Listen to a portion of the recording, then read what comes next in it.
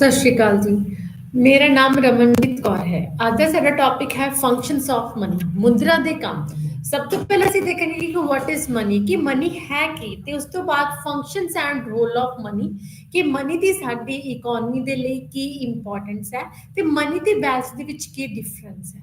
ਜਿਵੇਂ ਕਿ ਅਸੀਂ ਨਾਰਮਲੀ ਜਾਣਦੇ ਹਾਂ, ਸਭ ਤੋਂ ਪਹਿਲਾਂ ਅਸੀਂ ਦੇਖਦੇ ਹਾਂ ਕਿ ਵਾਟ ਇਜ਼ ਮਨੀ, ਮਨੀ ਹੈ ਕੀ। ਕਹਿੰਦੇ this is common questions which few people can answer, although nearly everybody think they know the answers। ਹਰ ਕੋਈ ਕਹਿੰਦਾ ਹੈ ਕਿ ਅਸੀਂ ਜਾਣਦੇ ਹਾਂ ਕਿ ਮਨੀ ਕੀ ਹੈ, ਬਟ ਕਹਿੰਦੇ ਜਦੋਂ ਆਪਾਂ ਦੇਖਦੇ ਹਾਂ, ਜਿਵੇਂ ਕਿ ਇੱਕ ਐਗਜ਼ਾਮਪਲ ਸੇ ਥਰੂ ਕਿ Anil Ambani has a enough money, ਕਿ ਜਿਹੜਾ ਅੰਬਾਨੀ ਹੈ ਉਹਦੇ ਕੋਲ ਲੋਟ ਆਫ ਮਨੀ ਹੈ। ਤੁਸੀਂ ਜਾਣਦੇ ਹੋ ਕਿ ਇਹਦਾ ਮਤਲਬ ਕੀ ਹੈ। ਆਪਾਂ ਇਹ ਲੈਂਦੇ ਆ ਕਿ ਉਹ ਇੰਨਾ ਰਿਚ ਹੈ ਕਿ ਉਹ ਦੁਨੀਆ ਦੀ ਕੋਈ ਵੀ ਜਿਹੜੀ ਚੀਜ਼ ਹੈ ਉਹਨੂੰ ਕੀ ਕਰ ਸਕਦਾ, ਬਾਏ ਕਰ ਸਕਦਾ ਜਿਹਨੂੰ ਉਹ ਚਾਹੁੰਦਾ ਹੈ। ਤਾਂ ਆਪਾਂ ਇਸ ਸੈਂਸ ਤੋਂ ਮਤਲਬ ਕਰਦੇ ਕਿ ਮਨੀ ਮੀਨਸ ਵੈਲਥ, ਕਿ ਮਨੀ ਨੂੰ ਕੀ ਕਹਿੰਦੇ ਆ ਆਪਾਂ, ਵੈਲਥ ਕਹਿੰਦੇ ਆ, ਧਨ ਕਹਿੰਦੇ ਆ। ਲੇਕਿਨ ਇਕਨੋਮਿਕਸ ਦੇ ਵਿੱਚ ਜਿਹੜੇ ਇਕੋਨਮਿਸਟ ਨੇ ਉਹ ਡਿਫਰੈਂਟ ਜਿਹੜਾ ਯੂਜ਼ ਹੈ ਮਨੀ ਵਰਡ ਦਾ ਕਰਦੇ ਨੇ। ਤਾਂ ਉਹਨਾਂ ਦਾ ਜਿਹੜਾ ਵਰਡ ਮਨੀ ਹੈ ਉਹ ਮੋਰ ਸਪੈਸੀਫਿਕ ਹੈ ਇਨ ਸੈਂਸ ਦੇ ਵਿੱਚ। ਤਾਂ ਉਹ ਕਹਿ ਦਿੰਦੇ ਆ ਕਿ ਆਪਣੀ ਵਾਲਟ ਦੇ ਵਿੱਚ ਜੋ ਵੀ ਪੈਸੇ ਪਏ ਨੇ ਜਿਨ੍ਹਾਂ ਨੂੰ ਆਪਾਂ ਯੂਜ਼ ਕਰ ਸਕਦੇ ਹਾਂ ਕਿਸੇ ਵੀ ਚੀਜ਼ ਨੂੰ ਬਾਏ ਕਰਨ ਦੇ ਲਈ, ਚਾਹੇ ਆਈਸਕ੍ਰੀਮ ਹੈ, ਚਾਹੇ ਬ੍ਰੈਡ ਹੈ, ਚਾਹੇ ਟੀ ਹੈ, ਚਾਹੇ ਕੋਈ ਹੋਰ ਥਿੰਗ ਆ, ਤਾਂ ਡੈਟ ਇਜ਼ ਅ ਮਨੀ ਜੋ ਵਾਲਟ ਦੇ ਵਿੱਚ ਸਾਡੀ 'ਚ ਹੈ। ਠੀਕ ਹੈ। ਐਂਡ ਉਸ ਤੋਂ ਬਾਅਦ ਅਗਰ ਕਹਿੰਦੇ ਆਪਾਂ ਕਿਸੇ ਵੀ, ਜਿਵੇਂ ਕਿ ਅੰਬਾਨੀ ਆ, ਉਹ ਜਿਹੜੇ ਸ਼ੇਅਰਸ ਨੇ ਰਿਲਾਇੰਸ ਤੇ ਕੋਈ ਵੀ ਰੈਸਟੋਰੈਂਟ ਆ, ਇੰਡਸਟਰੀਜ਼ ਨੇ, ਉਹਨਾਂ ਨੂੰ ਬਾਏ ਕਰ ਸਕਦਾ। ਕਹਿੰਦੇ ਅਗਰ ਆਪਾਂ ਮਟੀਰੀਅਲ ਥਿੰਗਸ ਦੀ ਗੱਲ ਕਰੀਏ, ਫਰਨੀਚਰ ਦੀ, 골ਡ ਦੀ, ਹਾਊਸ ਦੀ, ਠੀਕ ਹੈ, ਦੈਟ ਇਜ਼ ਕਾਲਡ ਵੈਲਥ। ਆਪਾਂ ਇਹਨੂੰ ਕੀ ਕਵਾਂਗੇ, ਧਨ ਕਵਾਂਗੇ। ਕਿ ਅੰਬਾਨੀ ਕੋਲ ਬਹੁਤ ਧਨ ਹੈ, ਠੀਕ ਹੈ।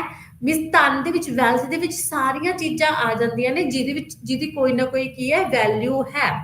ਕਹਿੰਦੇ according to economist, money is that part of person's wealth that can be easily exchange ਕਰ ਸਕਦੇ ਹੋ for the purchasing the goods and services। ਕਹਿੰਦੇ ਉਸ ਤੋਂ ਬਾਅਦ ਕੀ ਹੈ, ਜਨਰਲ ਅਸੈਪਟੇਬਿਲਿਟੀ। ਕਹਿੰਦੇ ਕੀ ਹੈ, ਇਹ ਮੋਸਟਲੀ ਸਾਰੇ ਪੀਪਲਸ ਵਿੱਚ ਅਸੈਪਟ ਕੀਤਾ ਜਾਂਦਾ ਹੈ। ਹਰ ਇੱਕ ਨੂੰ ਪਤਾ ਹੈ ਕਿ ਅਗਰ ਮੈਂ ਕੋਈ ਚੀਜ਼ ਸੇਲ ਕਰਨੀ ਹੈ ਤਾਂ ਉਸ ਦੇ ਬਦਲੇ ਮੈਨੂੰ ਕੀ ਚਾਹੀਦਾ, ਪੈਸਾ ਚਾਹੀਦਾ। ਤੇ ਜੇ ਮੈਂ ਕੋਈ ਚੀਜ਼ ਨੂੰ ਬਾਏ ਕਰਨਾ ਤਾਂ ਇਟਸ ਮੀਨ ਮੈਨੂੰ ਮਨੀ ਦੇਣੀ ਪਏਗੀ, ਕਿਉਂਕਿ ਅਸੈਪਟੇਬਲ ਹੈ ਥਰੂ ਦਾ ਗਵਰਨਮੈਂਟ। ਠੀਕ ਹੈ। ਕੋਈ ਵੀ ਜਿਹੜਾ ਪਰਸਨਸ ਹੈ ਉਹ ਮਨੀ ਦੇ ਥਰੂ ਹੀ ਕੀ ਕਰਦਾ ਹੈ, ਟ੍ਰਾਂਜੈਕਸ਼ਨਸ ਕਰਦਾ ਹੈ। ਐਂਡ ਵੋਲੰਟਰੀ accessibility, ਕਹਿੰਦੇ another significant feature of money is that people are eager to acquire it, this is no need to accept any pressure on the people to accept money।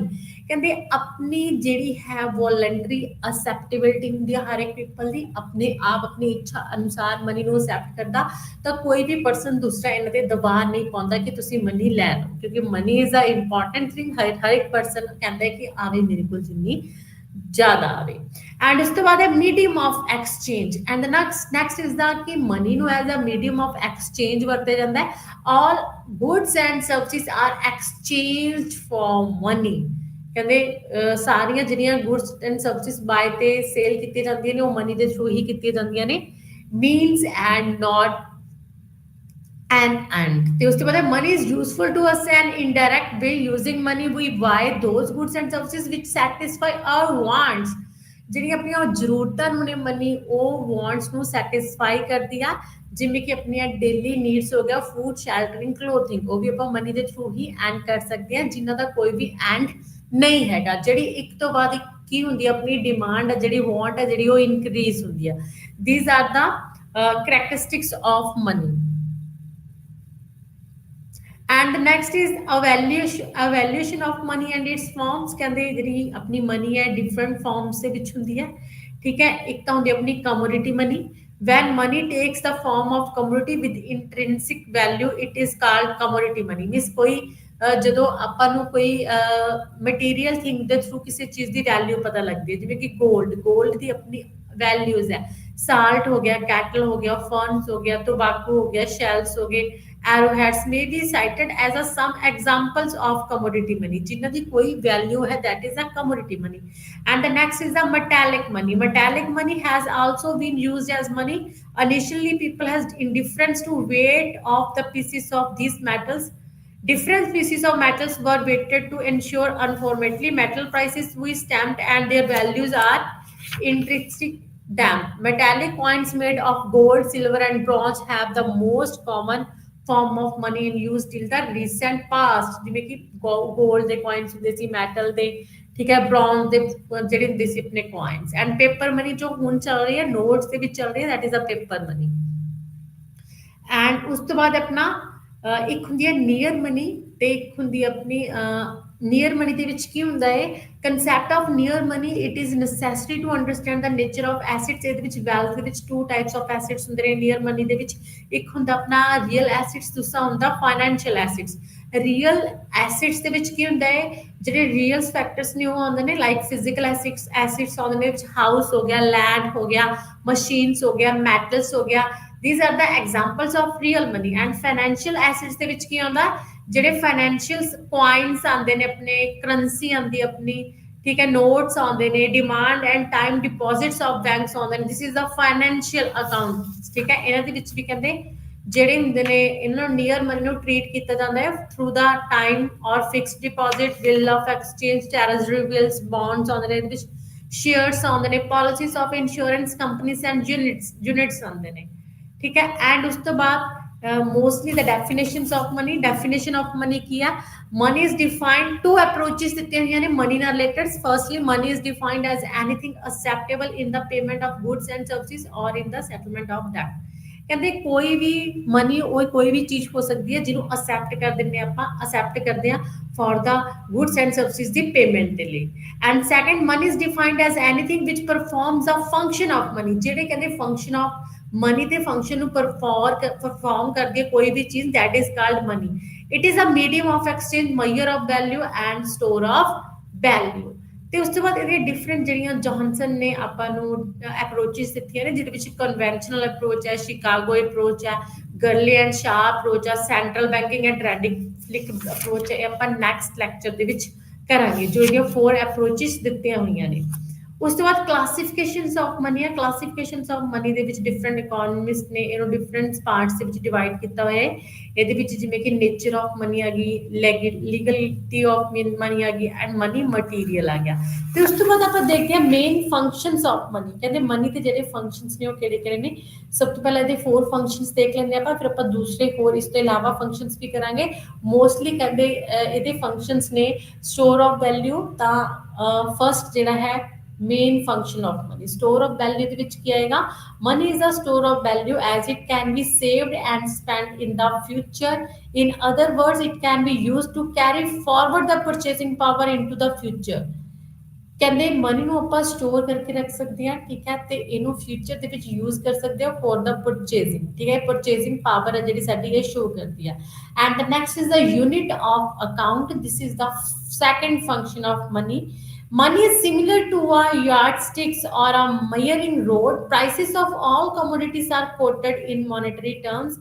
Even though resources allocation is based on relative prices, that is the price of one commodity versus another. Price is not quoted in the relative terms. We do not see price of a computer expressed in the terms of prices of onions, for instance.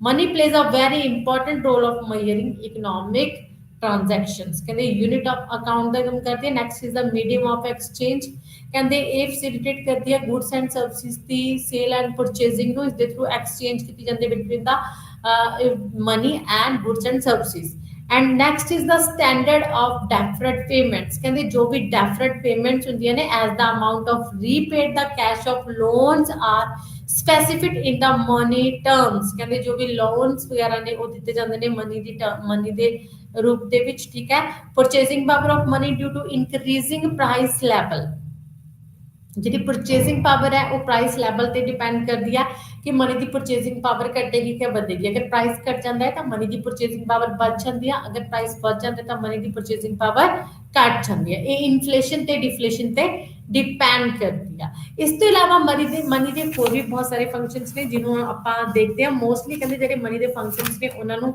3 parts ਦੇ ਵਿੱਚ divide ਕੀਤਾ ਹੋਇਆ ਹੈ first is the primary function and second is the secondary or subsidiary functions and third is the contingent functions. ठीक है, ਆਪਾਂ one by one ਇਹਨਾਂ ਨੂੰ ਰੀਡ ਕਰਦੇ ਹਾਂ। ਸਭ ਤੋਂ ਪਹਿਲਾਂ ਮਨੀ ਦੇ ਪ੍ਰਾਇਮਰੀ ਫੰਕਸ਼ਨਸ ਦੇਖਦੇ ਹਾਂ। ਤਾਂ ਪ੍ਰਾਇਮਰੀ ਫੰਕਸ਼ਨਸ ਕੀ ਨੇ ਮਨੀ ਦੇ? Medium of exchange and major of value ਔਰ ਯੂਨਿਟ ਆਫ ਅਕਾਊਂਟ। ਠੀਕ ਹੈ, ਤਾਂ ਮੀਡੀਅਮ ਆਫ ਐਕਸਚੇਂਜ ਦੇ ਵਿੱਚ ਤੁਹਾਨੂੰ ਪਤਾ ਹੈ this is the most important function of money and in fact forms that very basis of the definition of money. It means that money acts as an intermediary for the goods and services in an exchange transactions. Use of money as a medium of exchange has been removed the major difficulty of double coincidence of wants of water system। ਪਹਿਲਾਂ ਕੀ ਹੁੰਦਾ ਸੀ? Water system ਹੁੰਦਾ ਸੀ। Water system ਦੇ ਵਿੱਚ ਕੀ ਹੁੰਦਾ ਸੀ? Goods ਦੇ ਬਦਲੇ goods ਦੀ exchange ਹੁੰਦੀ ਸੀਗੀ। ਜਦ ਔਖਾ ਹੁੰਦਾ ਸੀਗਾ ਕਿਉਂਕਿ ਆਪਾਂ ਜਿਹੜੀ ਆਪਣੀ ਗੁੱਡਸ ਦੀ ਵੈਲਿਊ ਆ ਉਹਨੂੰ ਈਜ਼ੀਲੀ ਮੇਜਰ ਨਹੀਂ ਕਰ ਸਕਦੇ ਸੀਗੇ, ਤੇ ਆਪਾਂ ਨੂੰ ਵਾਟਰ ਸਿਸਟਮ ਦੇ ਵਿੱਚ ਦੇਖਣਾ ਵੀ ਪੈਂਦਾ ਸੀ ਕਿ ਕੌਣ ਸਾਡੀ ਚੀਜ਼ ਖਰੀਦੇਗਾ ਤੇ ਕੌਣ ਸਾਨੂੰ ਇਹ ਚੀਜ਼ ਦੇਗਾ ਜੋ ਸਾਨੂੰ ਚਾਹੀਦੀ ਹੈ। ਐਦਾਂ ਆਪਣੇ ਜਿਹੜੇ ਬਾਇਰਸ ਨੇ ਜਾਂ ਸੇਲਸਮੈਨ ਨੇ ਉਹਨਾਂ ਨੂੰ ਮਿਲਣਾ ਮੁਸ਼ਕਿਲ ਸੀਗਾ। ਤੇ ਉਸ ਤੋਂ ਬਾਅਦ ਕਹਿੰਦੇ ਮਨੀ ਆਈ। ਠੀਕ ਹੈ, ਪੇਪਰ ਕੁਆਇਨਸ ਨੋਟਸ ਆਏ ਜਿਨ੍ਹਾਂ ਨੂੰ ਕਹਿੰਦੇ ਈਜ਼ੀਲੀ ਆਪਾਂ ਅਸੈਪਟ ਕਰ ਸਕਦੇ ਹਾਂ ਤੇ ਈਜ਼ੀਲੀ ਆਪਾਂ ਇਹਨਾਂ ਨੂੰ ਵਰਤ ਸਕਦੇ ਹਾਂ for the exchange of goods and services. Goods and services ਦੇ ਬਦਲੇ ਆਪਾਂ ਮਨੀ ਦਿੰਦੇ ਹਾਂ ਤੇ ਉਹਨਾਂ ਤੋਂ ਆਪਣੀਆਂ ਗੁੱਡਸ ਐਂਡ ਸਰਵਿਸਿਜ਼ ਲੈਂਦੇ ਹਾਂ। ਐਂਡ ਉਸ ਤੋਂ ਬਾਅਦ ਸੈਕੰਡ ਇਜ਼ ਆ ਪ੍ਰਾਇਮਰੀ ਫੰਕਸ਼ਨ ਦੇ ਵਿੱਚ ਮੇਜਰਸ ਆਫ ਵੈਲਿਊ ਮੀਨਸ ਜਿਹਨੂੰ ਆਪਾਂ ਯੂਨਿਟ ਆਫ ਅਕਾਊਂਟ ਕਹਿੰਦੇ ਆ। ਕਹਿੰਦੇ money serves as a measure of value in the terms of unit and accounts. ਕਹਿੰਦੇ ਮਨੀ ਨੂੰ ਆਪਾਂ ਇਨ ਟਰਮਸ ਦੇ ਵਿੱਚ ਕਹਿੰਦੇ ਉਹਨਾਂ ਦੀ ਵੈਲਿਊ ਦੱਸ ਸਕਦੇ ਯੂਨਿਟਸ ਦੀ, ਜੋ ਵੀ ਆਪਾਂ ਨੇ ਬਾਏ ਤੇ ਸੇਲ ਤੇ ਪਰਚੇਸ ਕਰਨੇ ਨੇ। Unit of account means that value of each good or service is measured in the monetary unit. ਕਹਿੰਦੇ ਹਰ ਇੱਕ ਚੀਜ਼ ਦੀ ਵੈਲਿਊ ਆਪਾਂ ਮੋਨੇਟਰੀ ਯੂਨਿਟ ਦੇ ਵਿੱਚ ਕੀ ਆ ਮੇਜਰ ਕਰ ਸਕਦੇ ਹਾਂ। ਜਿਵੇਂ ਕਿ ਆ 1 ਗਲਾਸ ਆਫ ਵਾਟਰ ਹੈ, ਇੱਕ ਗਲਾਸ ਦੀ ਕੀਮਤ ਕੀ ਹੈ 20 ਰੁਪੀਜ਼ ਹੈ, ਤਾਂ ਆਪਾਂ ਇਹਨੂੰ ਕੀ ਆ ਇਸ ਦੀ ਵੈਲਿਊ ਕਿੰਨੀ ਹੈ 20 ਰੁਪੀਜ਼ ਹੈ। ਇੱਕ ਗਲਾਸ ਮੈਨੂੰ 20 ਰੁਪੀਜ਼ ਦਾ ਪਿਆ, this is a money value ਜਿਹਨੂੰ ਆਪਾਂ ਕਹਿ ਸਕਦੇ ਹਾਂ ਮੇਜਰ ਆਫ ਵੈਲਿਊ ਔਰ ਯੂਨਿਟ ਆਫ ਅਕਾਊਂਟ ਕਿ ਯੂਨਿਟ ਦੀ ਜਿਹੜੀ ਵੈਲਿਊ ਹੈ that is a 20 rupees.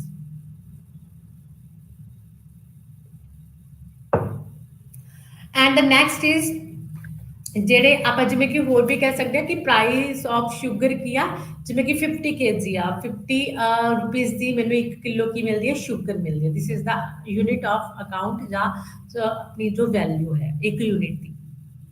And the next is ਆ ਜਿਹੜੇ ਹੈ ਸੈਕੰਡਰੀ ਫੰਕਸ਼ਨਸ, ਉਹਨਾਂ ਦੇ ਵਿੱਚੋਂ ਫਰਸਟ ਹੈ ਸਟੈਂਡਰਡ ਆਫ ਡੈਫਰਡ ਪੇਮੈਂਟਸ। ਜਿਵੇਂ ਕਿ ਆਪਾਂ ਨੇ ਕੀਤਾ ਡੈਫਰਡ ਪੇਮੈਂਟਸ, ਕਹਿੰਦੇ those payments which are made sometimes in the futures like the repayments of loan. ਕਹਿੰਦੇ ਉਹ ਪੇਮੈਂਟਸ ਹੁੰਦੀਆਂ ਨੇ ਜਦੋਂ ਜਿਨ੍ਹਾਂ ਨੂੰ ਆਪਾਂ ਫਿਊਚਰ ਤੇ ਛੱਡਦੇ ਕਿ ਅਸੀਂ ਕੁਝ ਟਾਈਮ ਬਾਅਦ ਇਹਨਾਂ ਨੂੰ ਕੀ ਕਰਾਂਗੇ? ਪੇ ਕਰਾਂਗੇ। ਤਾਂ ਉਹ ਲੋਨ ਵਗੈਰਾ ਆਪਾਂ ਕਿਵੇਂ ਪੇ ਕਰਦੇ ਹਾਂ? In the terms of money. Money ਦੇ ਬੇਸ ਤੇ ਕੀ ਕਰਦੇ ਆ? ਪੇ ਕਰਦੇ ਆ। ਕਹਿੰਦੇ money has made it easy to for the producer consumer and government to take loans from the market. ਕਹਿੰਦੇ ਮਨੀ ਦੇ ਥਰੂ ਆਪਾਂ ਈਜ਼ੀਲੀ ਜਿਹੜਾ ਹੈ ਮਾਰਕੀਟ ਦੇ ਵਿੱਚ ਲੋਨ ਲੈ ਵੀ ਸਕਦੇ ਆ, ਦੇ ਵੀ ਸਕਦੇ ਆ। ਕੰਜ਼ਿਊਮਰ, ਪ੍ਰੋਡਿਊਸਰਸ ਐਂਡ ਗਵਰਨਮੈਂਟਸ ਕਹਿੰਦੇ ਆਪਸ ਦੇ ਵਿੱਚ ਲੋਨਸ ਨੂੰ ਕੀ ਕਰਦੇ ਨੇ? ਐਕਸਚੇਂਜ ਕਰਦੇ ਨੇ।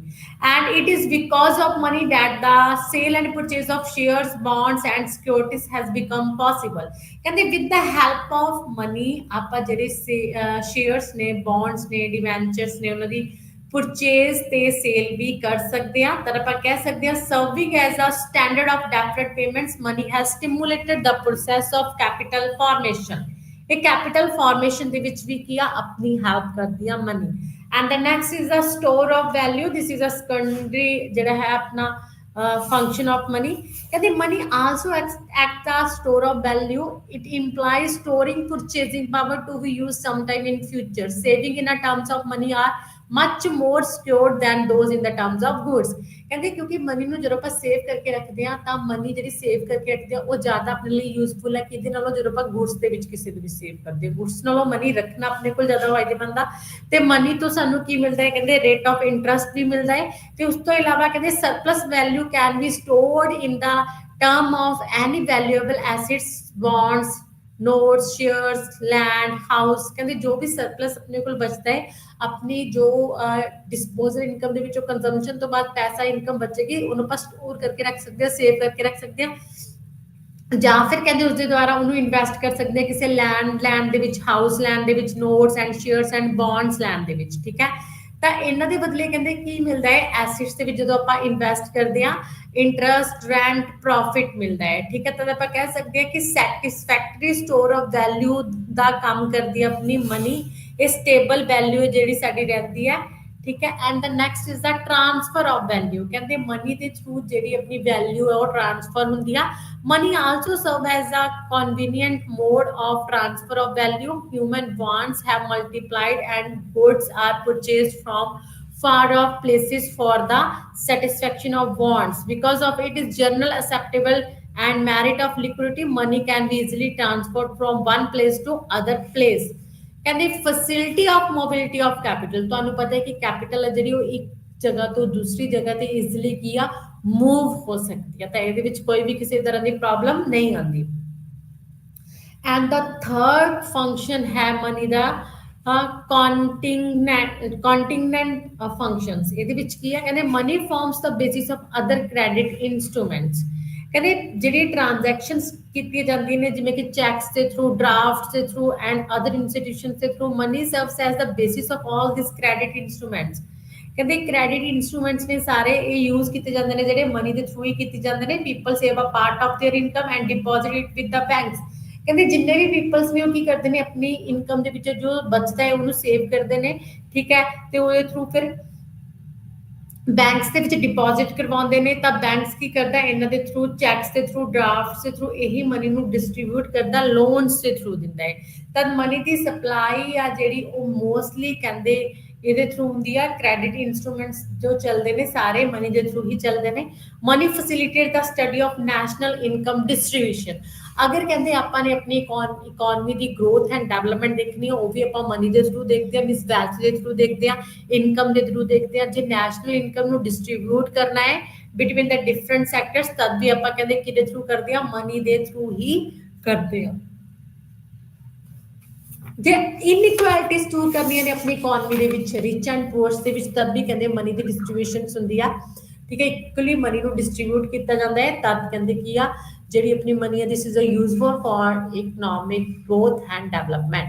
And the next is a money is a bearer of option. ਕਹਿੰਦੇ ਕੀ ਆ, it implies that by accumulating wealth in the form of money we can exercise our option regarding the purchase of goods and services as when the situation demands। ਕਹਿੰਦੇ ਜਦੋਂ ਵੀ ਕਹਿੰਦੇ ਸਾਡੇ ਕੋਲ situations ਹੁੰਦੀ ਹੈ ਗੁੱਡਸ ਨੂੰ ਚੂਜ਼ ਕਰਨ ਦੀ, purchase of goods and services ਨੂੰ, ਤਦ ਸਾਡੇ ਕੋਲ ਕੀ ਆ ਮੋਸਟ ਇੰਪੋਰਟੈਂਟ ਆਪਸ਼ਨ ਕੀ ਆ, ਮਨੀ ਹੈ, ਕਿ ਸਾਡੇ ਕੋਲ ਮਨੀ ਦਾ ਹੋਣਾ ਜ਼ਰੂਰੀ ਹੈ। ਅਗਰ ਕਹਿੰਦੇ ਬ੍ਰਦਰ ਦੀ ਸਿਕਨੈਸ ਹੈ ਤਦ ਕਹਿੰਦੇ ਕੀ ਹੁੰਦਾ ਹੈ, ਨੀਡ ਮਨੀ, ਸਾਨੂੰ ਮਨੀ ਚਾਹੀਦੀ ਹੈ। ਇਹ ਕਿੱਥੋਂ ਆਏਗੀ, ਕਹਿੰਦੇ ਵਾਏਗਾ ਜਦੋਂ ਸਾਡੇ ਕੋਲ ਹੁੰਦੀ ਹੈ ਤਾਂ ਆਪਾਂ ਵਰਤ ਲੈਂਦੇ ਹਾਂ, ਜਾਂ ਫਿਰ ਆਪਣੀ LED ਖਰੀਦਣੀ ਆ, ਵਾਸ਼ਿੰਗ ਮੈਨ ਖਰੀਦਣੀ ਆ, ਠੀਕ ਹੈ, ਬ੍ਰਦਰ ਦਾ ਟ੍ਰੀਟਮੈਂਟ ਕਰਵਾਉਣਾ ਹੈ, ਜਾਂ ਫਿਰ ਕਹਿੰਦੇ ਦੋ ਪ੍ਰੋਬਲਮਸ ਇੱਦਾਂ ਦੀਆਂ ਫੇਸ ਹੁੰਦੀਆਂ ਨੇ ਜਿਵੇਂ ਕਿ ਮੇਰੇ ਕੋਲ ਮਨੀ ਆ ਤਾਂ ਮੈਂ LED ਤੋਂ ਬਾਈ ਕਰਨੀ ਸੀ, ਲੇਕਿਨ ਅਚਾਨਕ ਮੇਰੇ ਬ੍ਰਦਰ ਦੀ ਜਿਹੜੀ ਹੈ ਤਬੀਅਤ ਖਰਾਬ ਹੋ ਜਾਂਦੀ ਹੈ, ਸਿੱਖ ਹੋ ਜਾਂਦਾ ਤਾਂ ਮੈਨੂੰ ਉਹਦੇ ਟ੍ਰੀਟਮੈਂਟ ਦੇ ਲਈ ਵੀ ਲੋੜ ਪੈਂਦੀ ਆ। ਤਾਂ ਮੈਂ ਉਹ ਇੱਕ ਮਨੀ ਨੂੰ ਦੋ ਜਗ੍ਹਾ ਤੇ ਖਰਚ ਕਰਨਾ ਹੁਣ ਤਾਂ ਕਿਵੇਂ ਕਰ ਸਕਦਾ, ਮੇਰੇ ਲਈ ਮੋਸਟ ਇੰਪੋਰਟੈਂਟ ਚੀਜ਼ ਕਿਹੜੀ ਆ, ਆਪਣੇ ਬ੍ਰਦਰ ਦਾ ਟ੍ਰੀਟਮੈਂਟ ਕਰਵਾਉਣਾ। ਤਦ ਮੈਂ LED ਤੇ ਪੈਸਾ ਨਾ ਲਗਾ ਕੇ ਆਪਣੇ ਬ੍ਰਦਰ ਦਾ ਟ੍ਰੀਟਮੈਂਟ ਕਰਵਾਉਂਗੀ। ਤਦ ਕਹਿੰਦੇ ਕੀ ਆ, ਇਹਦੇ ਵਿੱਚ ਕੀ ਆ ਕਿ ਡਿਫਰੈਂਟ ਜਿਹੜੀਆਂ ਆਪਸ਼ਨਸ ਨੇ ਉਹਨਾਂ ਦੇ ਵਿੱਚੋਂ ਕਿਹੜੀ ਆਪਸ਼ਨ ਬੀਅਰ ਕਰਨੀ ਆ ਮਨੀ ਦੇ ਥਰੂ ਆਪਣੇ ਲਈ ਈਜ਼ੀਲੀ ਆ। And money serves as a guarantee of solvency. ਕਹਿੰਦੇ ਜਿਹੜੇ ਇੰਡੀਵਿਜੂਅਲਸ ਤੇ ਇੰਸਟੀਟਿਊਸ਼ਨਸ ਨੇ ਮਨੀ ਉਹਨਾਂ ਨੂੰ ਗਰੰਟੀ ਸਰਵ ਕਰਦੀ ਆ, ਕਿਉਂਕਿ ਇਹ ਜਿਹੜੇ ਬੈਂਕਰਪਟ ਨੇ when it is fails to fulfill its monetary liability even when total assets of the firms are greater than its total liability with a view to retaining the solvency, every individual firms, bank or insurance company prefer to keep some money as a ready cash। ਕਹਿੰਦੇ ਹਰ ਇੱਕ person ਆਪਣੇ ਕੋਲ ਕੁਛ ਨਾ ਕੁਛ cash ਦੀ farm ਦੇ ਵਿੱਚ ਰੱਖਣਾ ਪੈਂਦਾ ਹੈ ਕਿ ਅਗਰ ਕੋਈ ਵੀ ਚੀਜ਼ ਕਹਿੰਦੇ ਗਲਤ ਹੋ ਜਾਵੇ ਤਾਂ ਫਿਰ ਆਪਾਂ ਈਜ਼ੀਲੀ ਉਹਨੂੰ ਯੂਜ਼ ਕਰ ਸਕੀਏ ਜਦੋਂ ਸਾਨੂੰ ਇਸ ਚੀਜ਼ ਯੂਜ਼ ਲੋੜ ਪਵੇ। Money facilitate liquidity of capital. ਕਹਿੰਦੇ ਜਨਰਲ ਅਸੈਪਟੇਬਿਲਿਟੀ ਹੈ money has maintain the liquidity of capital, ਕਿ ਕੈਪੀਟਲ ਦੀ ਲਿਕੁਇਡਿਟੀ ਕਿੱਦਾਂ ਆਪਾਂ ਨੇ ਮੇਨਟੇਨ ਕਰਨੀ ਹੈ ਕਿ capital formation time to time ਹੁੰਦੀ ਰਹੇ। ਜਿਵੇਂ ਕਿ ਫਿਕਸ ਐਸੈਟਸ ਦੇ ਵਿੱਚ ਕਿੰਨਾ ਅਸੀਂ ਖਰਚ ਕਰਨਾ ਹੈ, ਜਿਵੇਂ ਕਿ ਹਾਊਸ ਦੇ ਵਿੱਚ, ਠੀਕ ਹੈ, ਐਂਡ ਲੈਂਡ ਦੇ ਵਿੱਚ ਕਿੰਨਾ ਐਸੈਟਸ ਕਰਨਾ ਹੈ, ਤਾਂ ਕਿੱਦਾਂ ਸਾਡੀ ਜਿਹੜੀ ਵੈਲਥ ਹੈ ਜਨਰੇਟ ਹੋ ਸਕਦੀ ਆ। And money facilitate the concept of equilibrium in economics. ਕਹਿੰਦੇ ਇਸ ਦੇ ਥਰੂ ਸਾਨੂੰ ਕੀ ਪਤਾ ਲੱਗਦਾ ਹੈ ਕਿ ਮਨੀ ਕਿਵੇਂ ਹੈਲਪ ਕਰਦੀ ਆ ਇਕਨੋਮੀ ਦੇ ਵਿੱਚ ਇਕੁਇਲਿਬ੍ਰੀਅਮ ਲੈ ਕੇ ਆਉਣ ਦੇ ਲਈ। ਤਾਂ ਇਕੁਇਲਿਬ੍ਰੀਅਮ ਮੀਨਸ ਕੀ ਹੁੰਦਾ ਹੈ ਕਿ ਮੈਕਸਿਮਾਈਜ਼ਿੰਗ ਦਾ ਸੈਟਿਸਫੈਕਸ਼ਨ ਕਿ ਸਾਡੀ ਜਿਹੜੀ ਸੈਟਿਸਫੈਕਸ਼ਨ ਉਹ ਜ਼ਿਆਦਾ ਤੋਂ ਜ਼ਿਆਦਾ ਕਿੱਦਾਂ ਹੋਵੇ ਕਿ ਕਿਸ ਤਰ੍ਹਾਂ ਅਸੀਂ ਐਕਸਪੈਂਡੀਚਰ ਕਰੀਏ ਗੁਡਸ ਐਂਡ ਸਰਵਿਸਿਜ਼ ਤੇ ਕਿੱਥੇ ਪੈਸਾ ਇਨਵੈਸਟ ਕਰੀਏ ਕੈਪੀਟਲ ਫਾਰਮੇਸ਼ਨ ਕਰੀਏ ਤਾਂ ਜੋ ਇਕਨੋਮਿਕ ਗਰੋਥ ਜ਼ਿਆਦਾ ਹੋਵੇ ਇਕਨੋਮਿਕ ਐਕਟੀਵਿਟੀਜ਼ ਦੇ ਥਰੂ ਪੈਸਾ ਜ਼ਿਆਦਾ ਜਨਰੇਟ ਹੋਵੇ ਤੇ ਸਾਨੂੰ ਸੈਟਿਸਫੈਕਸ਼ਨ ਜ਼ਿਆਦਾ ਮਿਲੇ ਮੀਨਸ ਜਿਹੜੀ ਮਾਰਜਨਲ ਕਾਸਟ ਹੈ ਇਕੁਅਲ ਟੂ ਮਾਰਜਨਲ ਰੈਵਨਿਊ ਹੋਵੇ ਕਹਿੰਦੇ ਇਕੁਇਲਿਬ੍ਰੀਅਮ ਦੀ ਪੋਜੀਸ਼ਨ ਅਸੀਂ ਕਿੱਦਾਂ ਲੈ ਸਕਦੇ ਹਾਂ ਮਨੀ ਦੇ ਥਰੂ ਹੀ ਲੈ ਸਕਦੇ ਹਾਂ ਐਂਡ ਦ ਨੈਕਸਟ ਇਜ਼ ਦਾ ਕਹਿੰਦੇ ਮਨੀ ਦੇ ਜਿਹੜੇ ਸਟੈਟਿਕ ਤੇ ਡਾਇਨਾਮਿਕ ਫੰਕਸ਼ਨਸ ਵੀ ਨੇ ਉਹਨਾਂ ਦੇ ਵਿੱਚੋਂ static functions of money refer to conventional fixed technical and passive functions of money and dynamic function of money refers to those function of money which impact dynamism to the economy ਇਹਦੇ ਵਿੱਚ ਕਹਿੰਦੇ it creates the situation of inflation ਆ ਗਿਆ ਜਿਵੇਂ ਕਿ ਡਿਫਲੇਸ਼ਨ ਆ ਗਿਆ money ਦੇ ਥਰੂ ਕਹਿੰਦੇ ਇਨਫਲੇਸ਼ਨ ਡਿਫਲੇਸ਼ਨ ਨੂੰ ਵੀ ਕੰਟਰੋਲ ਕੀਤਾ ਜਾਂਦਾ ਹੈ ਇਹ ਡਾਇਨਾਮਿਕ ਫੰਕਸ਼ਨਸ ਦੇ ਵਿੱਚ ਆਉਂਦਾ ਹੈ ਐਂਡ ਉਸ ਤੋਂ ਬਾਅਦ ਜਿਹੜਾ ਹੈ ਸਾਡਾ ਫੁੱਲਰ ਯੂਟਿਲਾਈਜੇਸ਼ਨ ਆਫ ਰਿਸੋਰਸਿਸ ਕਹਿੰਦੇ ਮਨੀ ਨੂੰ ਆਪਾਂ ਯੂਜ਼ ਕਰਦੇ ਹਾਂ ਤਾਂ ਜੋ ਜਿਹੜੇ ਜਿੰਨੇ ਵੀ ਰਿਸੋਰਸਿਸ ਸਾਡੇ ਕੋਲ ਅਵੇਲੇਬਲ ਨੇ ਆਪਾਂ ਉਹਨਾਂ ਦੀ ਫੁੱਲਰ ਯੂਟਿਲਾਈਜੇਸ਼ਨ ਕਰੀਏ ਐਂਡ ਥਰਡ ਕਹਿੰਦੇ facilitate deficit finance as a important source of investment during economic depressions ਕਹਿੰਦੇ ਡਿਪਰੈਸ਼ਨ ਦੇ ਟਾਈਮ ਜਿਹੜਾ ਹੁੰਦਾ ਡੈਫਿਸਿਟ ਫਾਈਨਾਂਸ ਵਿੱਚ ਗਵਰਨਮੈਂਟ ਨੂੰ ਆਪਣਾ ਐਕਸਪੈਂਡੀਚਰ ਵਧਾਉਣਾ ਪੈਂਦਾ ਹੈ ਤਾਂ ਗਵਰਨਮੈਂਟ ਦੇ ਰੈਵਨਿਊ ਦੇ ਨਾਲੋਂ ਗਵਰਨਮੈਂਟ ਦਾ ਐਕਸਪੈਂਡੀਚਰ ਇਨਕਰੀਜ਼ ਹੋ ਜਾਂਦਾ ਹੈ ਉਹਨੂੰ ਤਾਂ ਪੂਰਾ ਵੀ ਕਿਹਦੇ ਥਰੂ ਕੀਤਾ ਜਾਂਦਾ ਹੈ ਮਨੀ ਦੇ ਥਰੂ ਕੀਤਾ ਜਾਂਦਾ ਹੈ ਤਾਂ ਡੈਫਿਸਿਟ ਫਾਈਨਾਂਸ ਨੂੰ ਪੂਰਾ ਕਰਨ ਦੇ ਲਈ ਜਾਂ ਤਾਂ ਇੰਟਰਨਲ ਐਕਸਟਰਨਲ ਲੋਨ ਲਿੱਤੇ ਜਾਂਦੇ ਨੇ ਜਾਂ RBI new currency new notes and coins ਛਾਪ ਕੇ ਕੀ ਕਰਦਾ ਹੈ ਆਪਣਾ ਜਿਹੜਾ ਹੈ ਡੈਫਿਸਿਟ ਫਾਈਨਾਂਸ ਨੂੰ ਪੂਰਾ ਕਰਦਾ ਹੈ and ਉਸ ਤੋਂ ਬਾਅਦ fourth more money helps expansion of international trade through SDR in the international money market international money market ਦੇ ਵਿੱਚ international trade ਨੂੰ increase ਕਰਨ ਦੇ ਲਈ money ਨੂੰ ਹੀ use ਕੀਤਾ ਜਾਂਦਾ ਹੈ ਅੱਗੇਗਾ money as an instrument of change are contradictions of thoughts of ਆਪਣਾ ਜਿਹੜਾ ਹੈ ਮਨੀ ਨੂੰ ਲੈ ਕੇ ਕਲਾਸਿਕਲਸ ਤੇ ਕੇਨਜ਼ੀਅਨ ਥਾਟਸ ਨੇ ਠੀਕ ਹੈ अपने क्लासिकल्स के व्यू ने money is a merely a we and Keynesian ने बोलिया है कि मनी एक स्टोर ऑफ वैल्यू का काम करती है money act as a store of value and the next is ये तो सीगे अपने फंक्शंस ऑफ मनी ठीक है measures of money supply ਕਹਿੰਦੇ ਜਿਹੜੀ ਮਨੀ ਦੀ ਸਪਲਾਈ ਆਪਾਂ ਨੂੰ ਕਿੱਦਾਂ measures ਕਰ ਸਕਦੇ ਹਾਂ ਤਾਂ ਕਹਿੰਦੇ how is the quantity of money or money supply in the economy is measured ਕਹਿੰਦੇ ਕਿਵੇਂ measure ਕਰ ਸਕਦੇ ਹਾਂ ਆਪਣੀ money supply ਨੂੰ economy ਦੇ ਵਿੱਚ ਤੇ ਕਿੰਨੀ quantity money ਦੇ ਵਿੱਚ ਹੈ the quantity of money is the stock of assets used for transaction in economy the quantity of money ਸਾਡਾ ਕੀ ਕਰਦੀ ਹੈ stock of transaction ਹੈ ਜਿਹਦੇ ਥਰੂ ਆਪਾਂ goods and services ਨੂੰ purchase and buy ਕਰ ਸਕਦੇ ਹਾਂ ਕਹਿੰਦੇ ਇਹਨੂੰ easily simple economics ਦੇ ਵਿੱਚ ਕਹਿੰਦੇ commodity measure ਦੇ ਥਰੂ measure ਆਪਾਂ measure कर सकते हैं the quantity of money is the number of units of a commodity used as money in complex economics various assets such as cash checking account deposits are used for transactions therefore various assets can be included in the money supply currencies included and are demanded deposits ठीक है and उस तो बाद कहते there are four measures of money supply कहते money supply ਨੂੰ measure ਕਰਨ ਦੇ फोर ਇੱਥੇ ਮੇਜਰਸ ਨੇ ਤਾਂ ਉਹ ਇੰਡੀਆ ਦੇ ਵਿੱਚ ਕਿਹੜੇ फोर ਮੇਜਰਸ ਨੇ ਜਿਨ੍ਹਾਂ ਦੇ ਥਰੂ ਆਪਾਂ ਮਨੀ ਸਪਲਾਈ ਨੂੰ ਮੇਜਰ ਕਰ ਸਕਦੇ ਹਾਂ the first is the M1 and second is the M2 and third is the M3 and fourth is the M4 ਜੋ ਇਹ ਅੱਗੇ ਤੁਹਾਡੇ ਲਿਖੇ ਹੋਏ ਨੇ ਜਿਹੜੇ फोर ਮੇਜਰਸ ਨੇ ਜਿਹਦੇ ਥਰੂ ਮਨੀ ਸਪਲਾਈ ਹੁੰਦੀ ਹੈ M1 M2 M3 M4 ਇਹਨਾਂ ਨੂੰ ਵਨ ਬਾਈ ਵਨ ਦੇਖਦੇ ਹਾਂ ਸਭ ਤੋਂ ਪਹਿਲਾਂ M1 ਕਹਿੰਦੇ it includes the liquidity claims which can be used directly instantly and without restrictions to make payments ਕਹਿੰਦੇ ਜਿਹੜੇ immediately use ਕਰ ਸਕਦੇ ਹਾਂ ਅਸੀਂ directly use ਕਰ ਸਕਦੇ ਹਾਂ ਠੀਕ ਹੈ instantly without any restrictions ਉਹ M1 ਦੇ ਵਿੱਚ ਆਉਂਦੇ ਨੇ ਜਿਵੇਂ ਕਿ M1 ਦੇ ਵਿੱਚ ਕੀ ਆਉਂਦਾ ਹੈ ਆਪਾਂ ਅੱਗੇ ਦੇਖਦੇ ਹਾਂ ਤੇ M2 ਦੇ ਵਿੱਚ ਕੀ ਹੁੰਦਾ M2 M3 and M4 in the orders M4 is the least liquidity measures of money supply we define each of above mentioned measures below like ਤੁਸੀਂ ਦੇਖ ਸਕਦੇ ਹੋ ਤਾਂ M1 is equal to CU plus DD plus OD ਤਾਂ CU ਹੈ this is currency held by the public coins and notes in circulation ਕਹਿੰਦੇ CU is a ਉਹ CU ਨੂੰ currency ਹੈ ਉਹ ਕਰੰਸੀ ਹੈ ਜਿਹੜੀ ਪੀਪਲਸ ਦੇ ਦੁਆਰਾ ਹੈਲਡ ਕੀਤੀ ਜਾਂਦੀ ਹੈ। ਕੋਇਨਸ ਤੇ ਨੋਟਸ ਤੇ ਸਰਕੂਲੇਸ਼ਨ ਆਉਂਦਾ ਇਹਦੇ ਵਿੱਚ, ਜਿਵੇਂ ਕਿ ਮੇਰੇ ਤੇ ਤੁਹਾਡੇ ਕੋਲ ਕਿੰਨਾ ਕੋਇਨਸ ਤੇ ਨੋਟਸ ਨੇ ਜਿਹਨਾਂ ਨੂੰ ਆਪਾਂ ਸਰਕੂਲੇਸ਼ਨ ਦੇ ਵਿੱਚ ਲੈ ਕੇ ਆਉਂਦੇ ਹਾਂ। ਸਰਕੂਲੇਸ਼ਨ ਦਾ ਮਤਲਬ ਕੀ ਹੋ ਗਿਆ ਕਿ ਮੈਂ ਤੁਹਾਡੇ ਤੋਂ ਕੋਈ ਚੀਜ਼ ਲਿੱਤੀ ਤੇ ਤੁਹਾਨੂੰ ਪੈਸੇ ਦਿੱਤੇ, ਤੇ ਤੁਸੀਂ ਕਿਸੇ ਹੋਰ ਤੋਂ ਕੋਈ ਚੀਜ਼ ਲਿੱਤੀ ਤੇ ਉਹਨਾਂ ਨੂੰ ਉਹੀ ਪੈਸੇ ਦਿੱਤੇ, ਤੇ ਉਸ ਤੋਂ ਬਾਅਦ ਉਹੀ ਪਰਸਨਸ ਨੇ ਉਹੀ ਪੈਸੇ ਦੇ ਥਰੂ ਕਿਸੇ ਹੋਰ ਤੋਂ ਕੋਈ ਚੀਜ਼ ਨੂੰ ਬਾਏ ਕੀਤਾ। ਤਾਂ ਇਹ ਕੀ ਹੋ ਗਿਆ, ਆਪਣੀ ਮਨੀ ਇਨ ਸਰਕੂਲੇਸ਼ਨ ਹੋ ਗਈ। ਪਹਿਲਾਂ ਮੇਰੇ ਹੱਥ ਚੋਂ ਮਨੀ ਤੁਹਾਡੇ ਹੱਥ 'ਚ ਗਈ, ਫਿਰ ਤੁਹਾਡੇ ਹੱਥ ਤੋਂ ਥਰਡ ਪਰਸਨ ਦੇ, ਥਰਡ ਤੋਂ ਫੋਰਥ ਦੇ, ਫੋਰਥ ਤੋਂ ਫਿਫਥ ਦੇ, ਤਾਂ ਇਹ ਸਾਰੀ ਮਨੀ ਕਿਹਦੇ ਵਿੱਚ ਆ ਗਈ, ਸਰਕੂਲੇਸ਼ਨ ਦੇ ਵਿੱਚ ਆ ਗਈ। ਇਸ ਮਨੀ ਦੇ ਥਰੂ ਕੀ ਹੋਈ ਹੈ, ਇਨਕਮ ਜਨਰੇਟ ਹੋ ਰਹੀ ਹੈ ਬਾਰ ਬਾਰ। ਤਾਂ this is the currency held by the public, ਠੀਕ ਹੈ, ਜਿਹਦੇ ਵਿੱਚ points and notes in circulation ਆਉਂਦਾ ਹੈ, plus demand deposit in banks. ਤੇ ਬੈਂਕਸ ਦੇ ਵਿੱਚ ਜੋ ਵੀ ਕਹਿੰਦੇ ਡਿਪੋਜ਼ਿਟ ਕਰਵਾਇਆ ਜਾਂਦਾ ਹੈ, this is the demand deposit through banks, ਠੀਕ ਹੈ। ਤੇ plus other deposit in RBI, ਕਹਿੰਦੇ saving deposit are not included in demand deposit because they are subject to withdraw restrictions. ਜਿਹੜੀ ਆਪਣੇ ਸੇਵਿੰਗ ਅਕਾਊਂਟ ਨੇ ਉਹ ਨਹੀਂ ਆਉਂਦੇ ਡਿਮਾਂਡ ਡਿਪੋਜ਼ਿਟ ਦੇ ਵਿੱਚ। Demand deposits are those deposits which the amount holders can withdraw any times. ਕਹਿੰਦੇ ਜਿਹੜੇ ਆਪਣੇ ਅਕਾਊਂਟ ਹੋਲਡਰਸ ਨੇ, ਜਿਨ੍ਹਾਂ ਦੇ ਅਕਾਊਂਟਸ ਬਣੇ ਹੋਏ ਨੇ ਬੈਂਕ ਦੇ ਵਿੱਚ, ਉਹ ਕਦੇ ਵੀ ਵਿਦਡਰਾਅ ਕਰ ਸਕਦੇ ਨੇ, ਉਹਨਾਂ ਦੇ ਅੰਡਰ ਆਉਂਦੇ ਨੇ, ਠੀਕ ਹੈ। ਅਦਰ ਡਿਪੋਜ਼ਿਟਸ ਵਿਚ RB includes demand deposit of public financial institutions, demand deposit of foreign central banks ਆ ਗਏ, and financial institutions like IMF ਆ ਗਿਆ ਐਂਡ ਵਰਲਡ ਬੈਂਕ ਆ ਗਿਆ, ਠੀਕ ਹੈ। ਤਾਂ ਤਿੰਨ ਤਰ੍ਹਾਂ ਦੇ ਜਿਹੜੇ ਹੈ ਇਹਦੇ ਵਿੱਚ M1 ਦੇ ਵਿੱਚ ਆਉਂਦੀ ਹੈ ਕਰੰਸੀ। ਫਸਟ ਇਜ਼ ਮਨੀ ਦੀ supply, currency held by the public, plus demand deposit in banks, plus other deposit in RBI. And the next is M2।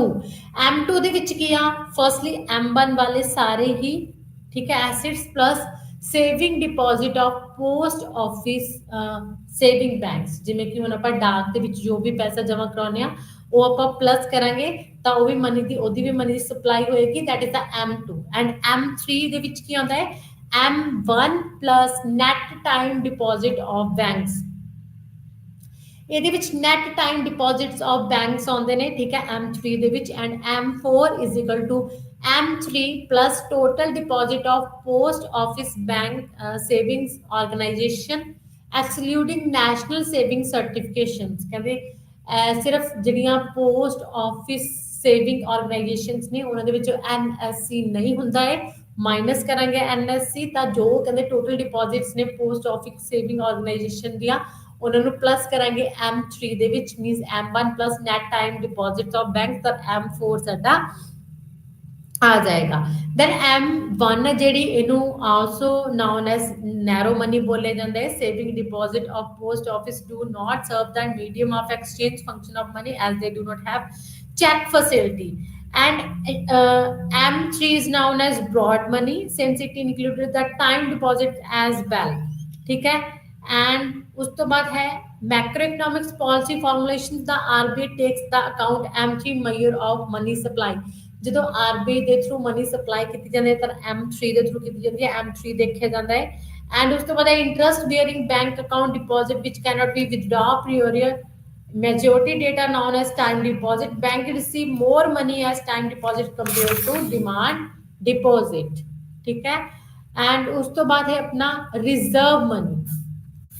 the next is the reserve money ਜਿਹਨੂੰ M0 ਦੇ ਨਾਲ denote ਕਰਦੇ ਆ।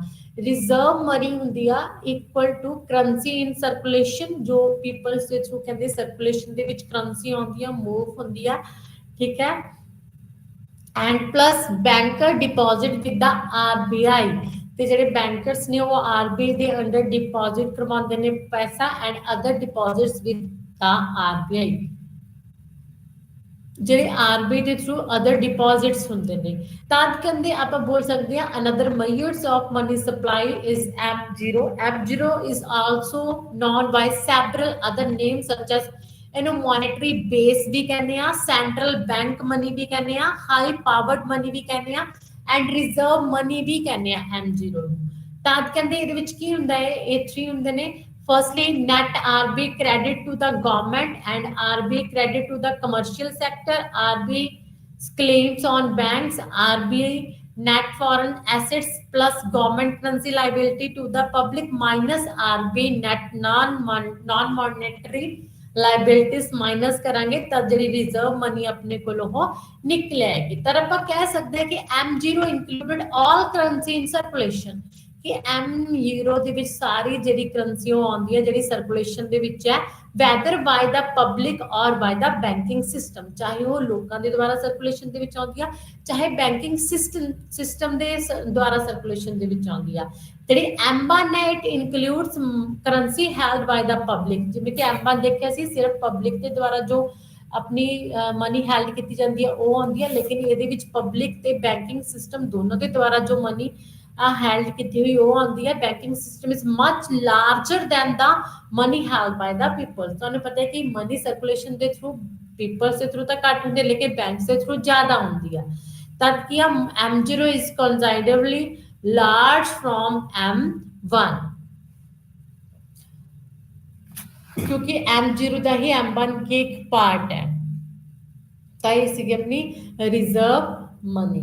And the next is hot money, credit creation by banking system. आप वो भी देखेंगे। सब तो पहले आप हॉट मनी देखते हैं। Hot money is different term.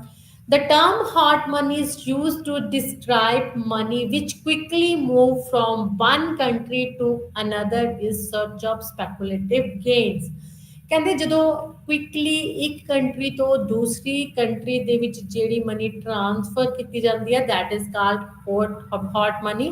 there is inflow of funds or hot money in an economy if the interest rate in the economy are higher than the rest of the world, but such movements of funds are very volatile and then quickly lead to the economy better returns to discoveries of these countries। ਕਹਿੰਦੇ ਦਾ rate of interest high ਹੁੰਦਾ ਜਦੋਂ ਆਪਾਂ ਇਹਨਾਂ ਦੀ movement ਕਰਦੇ ਆ quickly ਦੀ movements ਹੁੰਦੀ ਆ ਤਾਂ ਇਹਦੇ ਵਿੱਚ ਆਪਾਂ ਫੋਰਨ ਡਾਇਰੈਕਟ ਜਿਹੜੀ ਇਨਵੈਸਟਮੈਂਟ ਉਹਨੂੰ ਨਹੀਂ ਲੈਂਦੇ। Foreign direct investment is not a hot money as it is made for long term investment। Short term banks deposit were used by investor to park hot money in other economics। अगर FDI ਦੀ ਗੱਲ ਕਰੀਏ ਤਾਂ ਇਹ long term investment ਹੈ। FDI hot money ਦਾ part ਨਹੀਂ ਹੈਗਾ। ਜਿਹੜੀ short term ਦੀ investment ਹੁੰਦੀ ਆ ਉਹ hot money ਦੇ ਵਿੱਚ ਆਉਂਦੀ ਆ।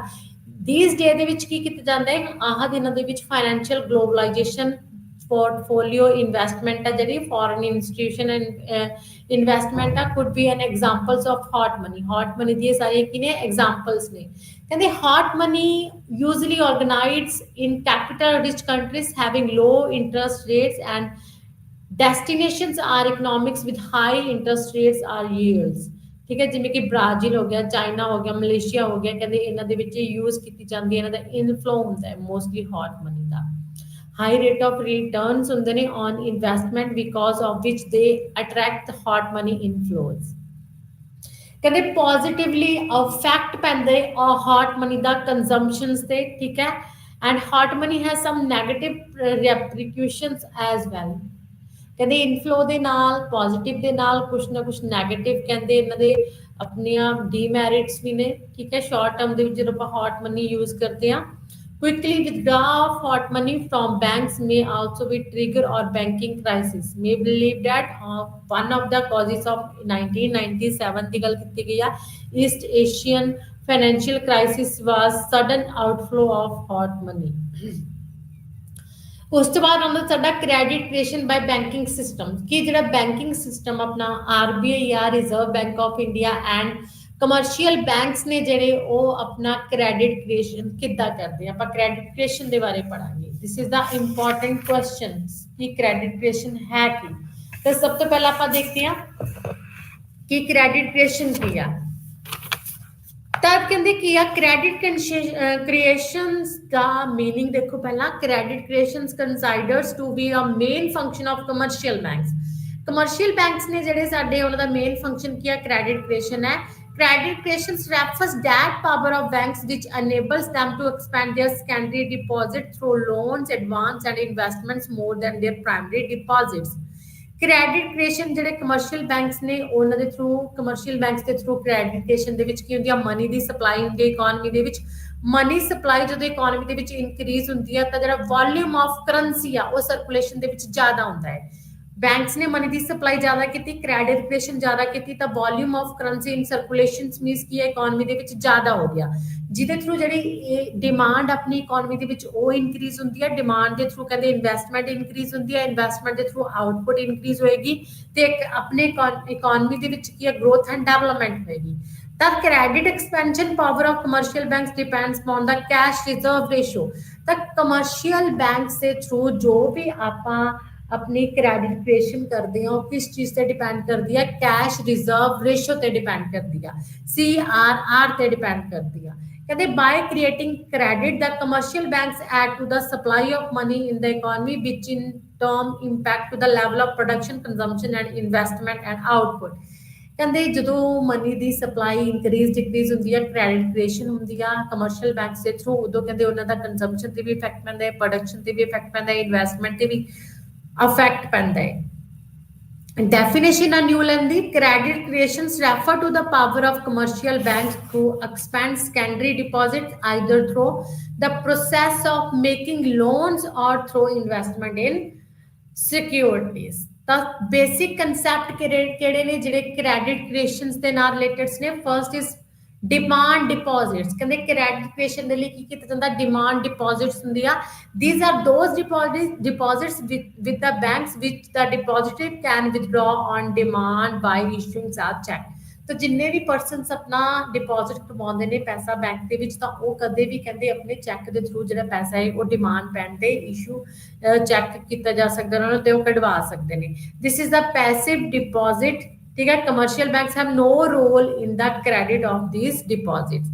And next is the secondary deposits। whenever a person approaches a bank for a loan, he is not given the loan in cash, rather an account on open in his name।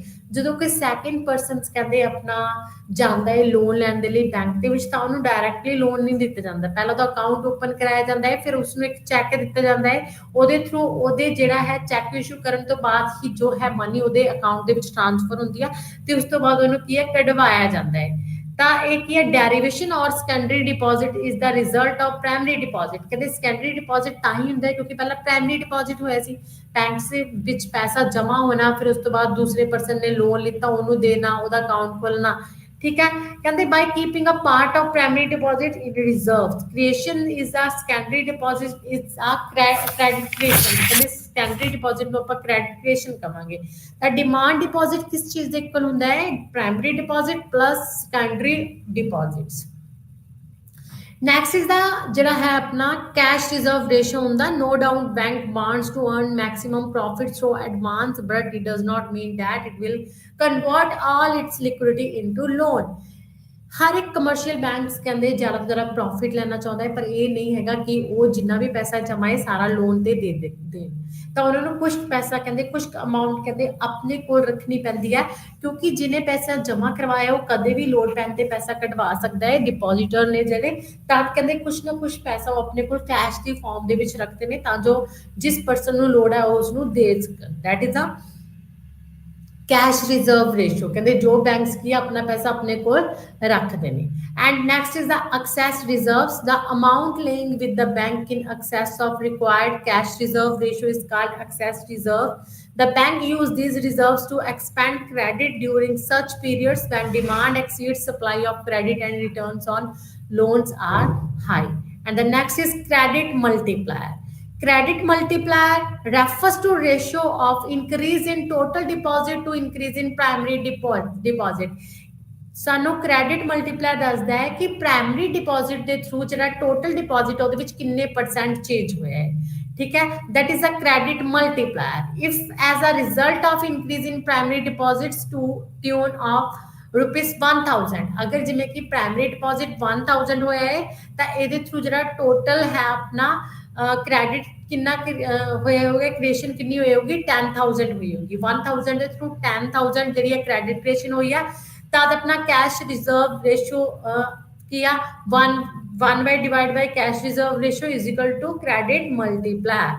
तद the inverse relationship between the credit multiplier and cash reserve ratio. Cash reserve ratio ते credit multiplier दे विच inverse relationship है, क्योंकि अगर cash reserve ratio increase हो जाती है तो ਜਿਹੜੇ बैंक्स ने उन्होंने अपने कोल पैसा ज़्यादा रखना पैंदा है, ते ओह ਕ੍ਰੈਡਿਟ ਦੇ ਲਈ ਲੋਕਾਂ ਨੂੰ ਘੱਟ ਪੈਸਾ ਦਿੰਦੇ ਨੇ, ਜਿਹਦੇ ਥਰੂ ਕੀ ਆ ਕ੍ਰੈਡਿਟ ਦੇ ਲਈ ਲੋਕਾਂ ਨੂੰ ਪੈਸਾ ਘੱਟ ਦੇਣਾ, ਤਾਂ ਜਿਹਦੇ ਥਰੂ ਕ੍ਰੈਡਿਟ ਮਲਟੀਪਲਾਇਰ ਕੀ ਆ ਘੱਟ ਹੋਏਗਾ।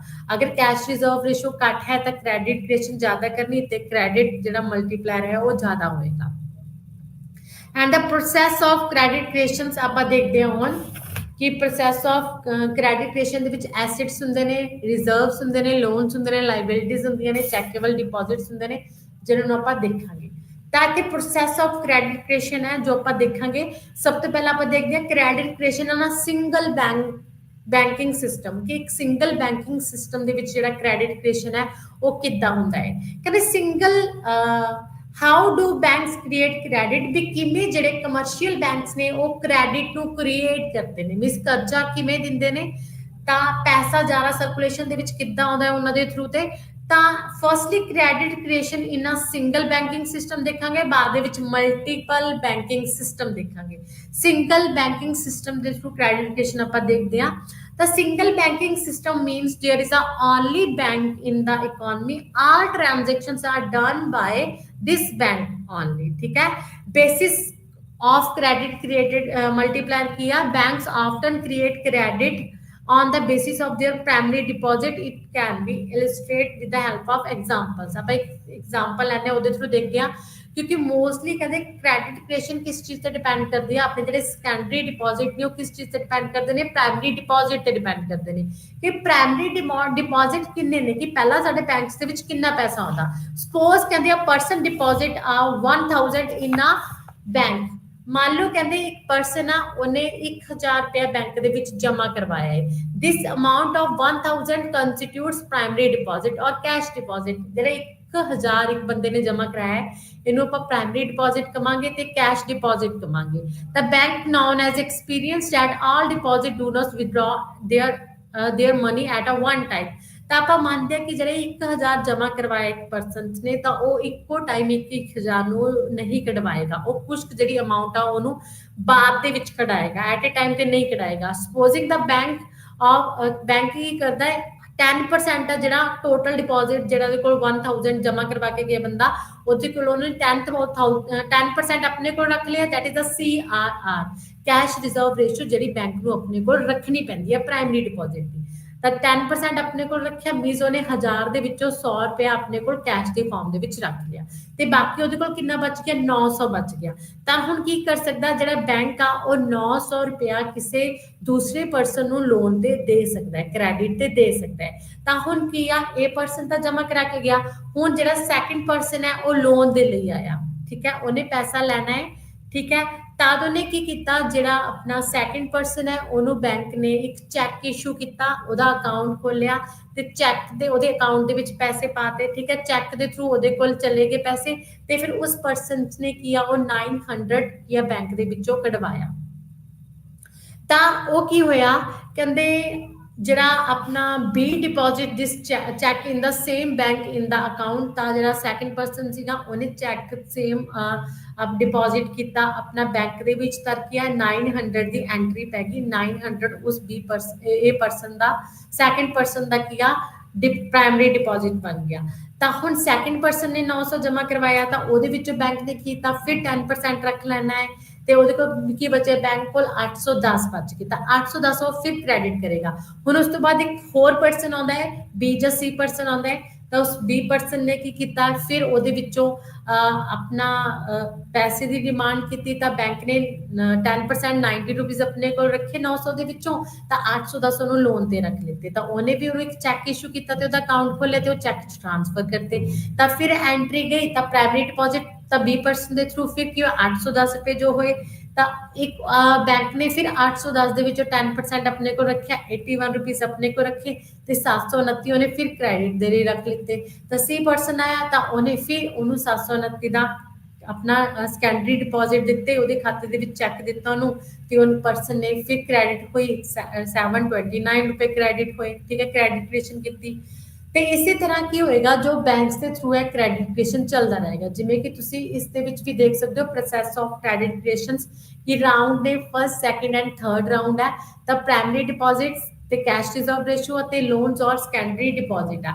ਤਾਂ ਸਭ ਤੋਂ ਪਹਿਲਾਂ ਪ੍ਰਾਇਮਰੀ ਡਿਪੋਜ਼ਿਟ ਦੇ ਵਿੱਚ ਤੁਸੀਂ ਦੇਖ ਸਕਦੇ ਹੋ ਪਰਸਨ ਏ ਆਇਆ, ਪਰਸਨ ਏ ਨੇ ਪ੍ਰਾਇਮਰੀ ਡਿਪੋਜ਼ਿਟ ਬੈਂਕ ਦੇ ਵਿੱਚ 1000 ਕਰਵਾਇਆ, ਤਾਂ ਬੈਂਕ ਨੇ 1000 ਜਮ੍ਹਾਂ ਕਰਵਾ ਲਿਆ ਤੇ ਕੈਸ਼ ਰਿਜ਼ਰਵ ਰੇਸ਼ੋ ਉਹਨੇ 10% ਆਪਣੇ ਕੋਲ ਰੱਖਿਆ, ਕਿਉਂਕਿ ਸਾਰੇ ਪਰਸਨ ਇੱਕਦਮ ਪੈਸਾ ਲੈਣ ਨਹੀਂ ਆਉਂਦੇ, ਟਾਈਮ ਟੂ ਟਾਈਮ ਖਾਲੀ ਖਾਲੀ ਆਉਂਦੇ, ਤਾਂ ਬੈਂਕ ਦੇ ਕੋਲ ਪੈਸਾ ਹੋਣਾ ਵੀ ਜ਼ਰੂਰੀ ਆ। 10% ਉਹਨੇ ਆਪਣੇ ਕੋਲ ਰੱਖ ਲਿਆ, ਮੀਨਸ 100 ਰੁਪੀਜ਼ ਆਪਣੇ ਕੋਲ ਰੱਖੇ ਤੇ ਉਹਨੇ ਜਿਹੜਾ 900 ਆ ਉਹ ਸੈਕੰਡਰੀ ਡਿਪੋਜ਼ਿਟ ਲੋਨ ਦੇ ਲਈ ਰੱਖ ਲਿੱਤਾ। ਤਾਂ ਪਰਸਨ ਏ ਨੇ ਜਮ੍ਹਾਂ ਕਰਵਾਇਆ, ਬੀ ਪਰਸਨ ਆਇਆ, ਬੀ ਪਰਸਨ ਦੇ ਥਰੂ ਕਹਿੰਦੇ ਉਹਨੇ ਬੀ ਪਰਸਨ ਨੂੰ ਚੈੱਕ ਦਿੱਤਾ, ਚੈੱਕ ਦੇ ਥਰੂ ਉਹਨੇ 900 ਕ੍ਰੈਡਿਟੇਸ਼ਨ ਕਰ ਦਿੱਤੀ।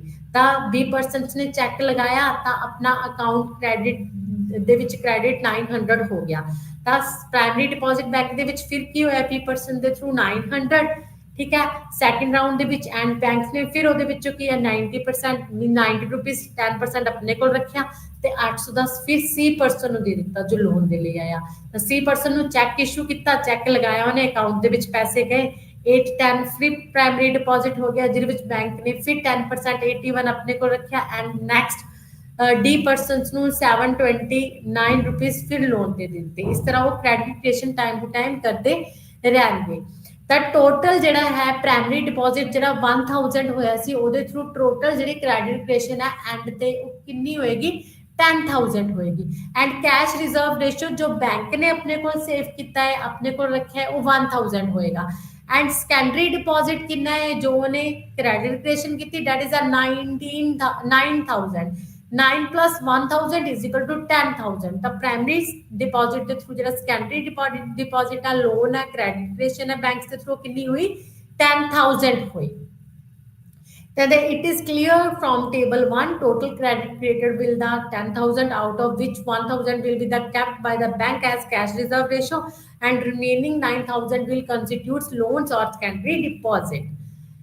agega credit equations and credit multiplier। credit equation and credit multiplier can be expressed as under cash reserve ratio ਨੂੰ ਦੇਖਣ ਦੇ ਲਈ primary deposit ਜਿਵੇਂ ਕਿ primary deposit 1000 divide by total deposit means 10,000 agega 1000 divide by 10,000 is equal to 10%। cash reserve ratio ਕੀ ਹੈ 10% ਹੈ ਕਿਉਂਕਿ 10% bank ਆਪਣੇ ਕੋਲ ਰੱਖਦਾ ਗਿਆ ਜੋ ਵੀ ਪ੍ਰਾਇਮਰੀ ਡਿਪੋਜ਼ਿਟ ਹੋਏ ਤੇ ਉਸ ਤੋਂ ਬਾਅਦ ਉਹ ਦੂਸਰੇ ਪਰਸਨਸ ਨੂੰ ਲੋਨ ਤੇ ਦਿੰਦਾ ਗਿਆ ਹੈ।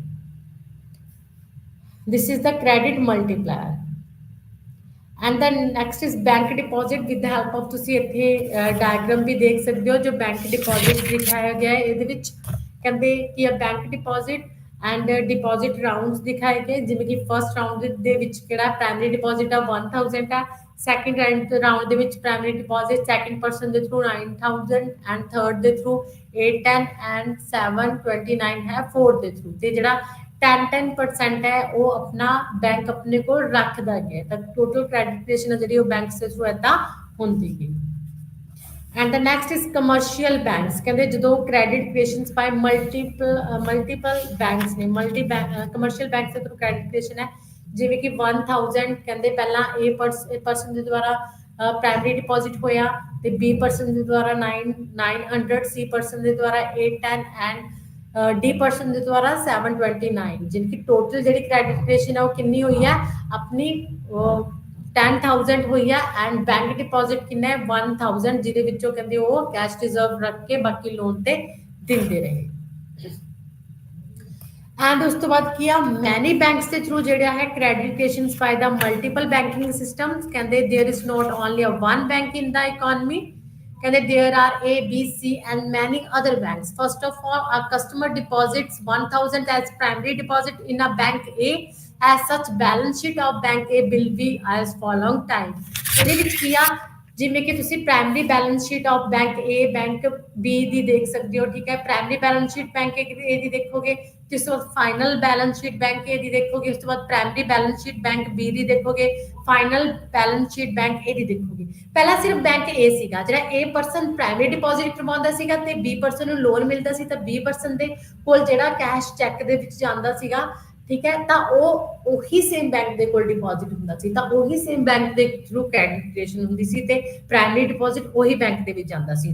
ਹੁਣ ਇੱਕ ਬੈਂਕ ਦੇ ਕੋਲ ਪੈਸਾ ਡਿਪੋਜ਼ਿਟ ਹੋਏਗਾ ਤੇ ਦੂਸਰੇ ਪਰਸਨ ਨੂੰ ਲੋਨ ਤੇ ਦਿੱਤਾ ਜਾਏਗਾ ਤੇ ਦੂਸਰੇ ਦਾ ਖਰਚਾ ਜਿਹੜਾ ਹੈ ਆਪਣਾ ਚੈੱਕ ਕਿਸੇ ਹੋਰ ਬੈਂਕ ਦੇ ਵਿੱਚ ਲੱਗਿਆ ਗਿਆ ਹੈ ਤਾਂ ਫਿਰ ਉਹ ਹੋਰ ਬੈਂਕ ਦੇ ਵਿੱਚ ਪੈਸਾ ਟ੍ਰਾਂਸਫਰ ਹੋਏਗਾ। ਤਾਂ ਤੁਸੀਂ ਦੇਖ ਸਕਦੇ ਹੋ कि primary balance sheet of bank ए दिया लाइबिलिटीज ने ਇਹਦੇ ਵਿੱਚ ਰੁਪੀਸ ਨੇ ਐਸਿਟਸ ਨੇ ਤੇ ਰੁਪੀਸ ਨੇ ਡਿਪੋਜ਼ਿਟਸ ਕਰਵਾਏ ਗਏ ਕਹਿੰਦੇ ਕਿਸੇ ਏ ਪਰਸਨ ਦੇ ਦੁਆਰਾ 1000 टोटल 1000 एंड एसेट्स किन्ने रिजर्व्स किन्ने हुए कितना जमा होया 1000 हो गया ठीक है and A keeping 10% of reserve fund ठीक है ए बैंक ने 10% अपने को रख दिता ਤੇ ਫਾਈਨਲ ਬੈਲੈਂਸ ਸ਼ੀਟ ਬਿਲ ਵੀ ਤੁਸੀਂ ਦੇਖ ਸਕਦੇ ਹੋ ਡਿਪੋਜ਼ਿਟਰ ਨੇ 1000 ਜਮਾ ਕਰਵਾਇਆ ਰਿਜ਼ਰਵ अपने 100 ਕੀਤਾ कैश रिजर्व रेशो सीसी अपने सीआरआर अपने को 10% रखी है 9 अपन 900 की कर दी क्रेडिटेशन कर दी किसी होर पर्सन ਨੂੰ ਦੇ ਦਿੱਤਾ ਤੇ ਉਸ ਤੋਂ ਬਾਅਦ ਕੀ ਆ ਜਿਹੜਾ customer bill we deposit the loan 900 in the bank B